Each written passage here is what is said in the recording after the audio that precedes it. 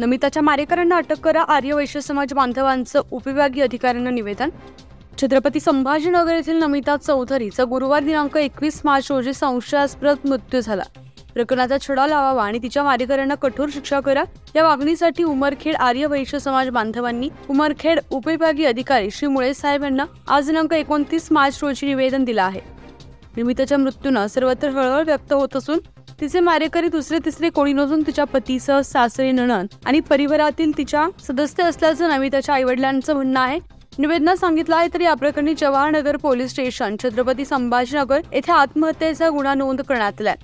मात्र या प्रकरणी आत्महत्येची नोंद होता संबंधित आरोपी फरार झाले आहेत, तर ते पसार होण्यामागे छत्रपती संभाजीनगर स्थानिक पोलिसांचं पाठबळ असल्याचा आरोप तिच्या आई वडिलांनी केलाय। लोक आहेत काय सांगतात साहेब, औरंगाबाद येथील प्रकरण नमिता चौधरीचं?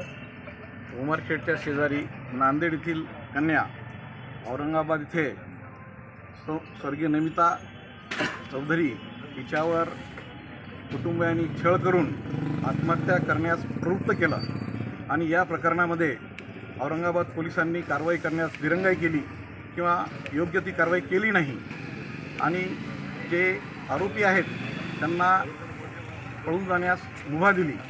तर आज आम्ही आर्य वैश्य समाज उमरखेडतर्फे या सर्व आरोप्यांना तात्काळ अटक करून कडक शासन करण्यात यावं अशी आम्ही प्रशासनाकडे SDO मार्फत मागणी करत आहोत। आज सर्व समाज बांधव आणि भगिनी या प्रकरणामध्ये निवेदन देण्यासाठी इथं हजर आहोत। माझ्यासोबत काही महिला भगिनी आहेत, काय सांगताल ताई?